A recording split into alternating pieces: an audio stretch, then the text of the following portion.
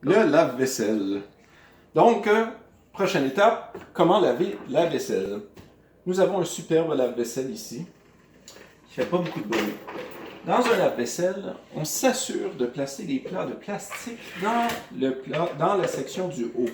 La raison étant que si on les laisse dans la section du bas, l'eau est plus chaude puis va faire fondre le pot de plastique. Fait que tous les plastiques, on les met dans la section du haut. Une fois qu'on les a remplis, on met les ustensiles ici. Si on met 2 ustensiles dans le même trou, formidable, ça reste collé ensemble et la bouffe se reste là. Fait que c'est pas très bien lavé, il faut falloir le laver à la main. Donc, on veut les séparer. C'est pour ça qu'il y a des petites sections ici qu'on peut séparer. Une fois que le lave-vaisselle est plein, cette petite armoire nous permet, oh magie, de prendre des liquides lave-vaisselle. C'est une petite section comme ça. Des fois, ça a différentes formes, là, mais... Des fois, il y a du papier qu'il faut enlever. Des fois, il y a un papier aussi qu'il faut enlever, mais celui-là, on n'a pas enlevé du papier, sinon ça va vous couler sur les doigts, ça va couler partout. Donc, on ouvre, on la met dans la petite porte ici, et on referme la porte. Maintenant, l'affichage ici.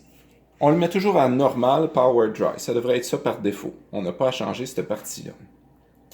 Si c'était marqué rince...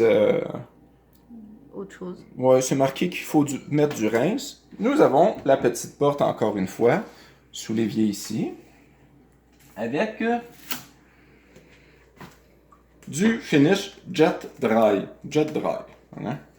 Pas du savon à vaisselle. Non, non, non, du Jet Dry. On a une petite porte ici qui s'ouvre. Et puis, on peut mettre le Jet Dry dans cette section-là. On essaye de ne pas en mettre partout comme moi.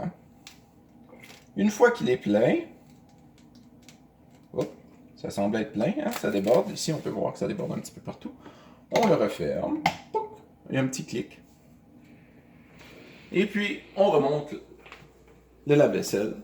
En pesant sur le bouton Start, le message de rince va disparaître. Mais ici, vu que c'est déjà dans ce message-là, quand on pèse sur Start, c'est marqué Close Door et on a 8 secondes pour le fermer. Donc, on peut le fermer. Et des messages ici vont apparaître. Washing pour lavage. Après ça, c'est Drying pour le séchage. Et quand c'est marqué Clean, ça veut dire que la vaisselle est lavée. Donc, une fois que c'est marqué Clean, on peut l'ouvrir et vider le lave-vaisselle, ce qui est très important. Ici, je l'ai ouvert avant la fin. Il faut annuler le cycle. Pour annuler le cycle, il faut peser sur Start et garder son doigt dessus jusqu'à temps que ça soit marqué que le cycle est cancellé. Et ou voilà. Alors vous pouvez juste le repartir aussi. Ou on peut juste le refermer pour le repartir. Ouais. Si on l'a ouvert par erreur avant la fin. Exactement. Si on l'a ouvert par erreur, on peut juste le refermer. On peut peser sur Start et le refermer. C'était le lave-vaisselle.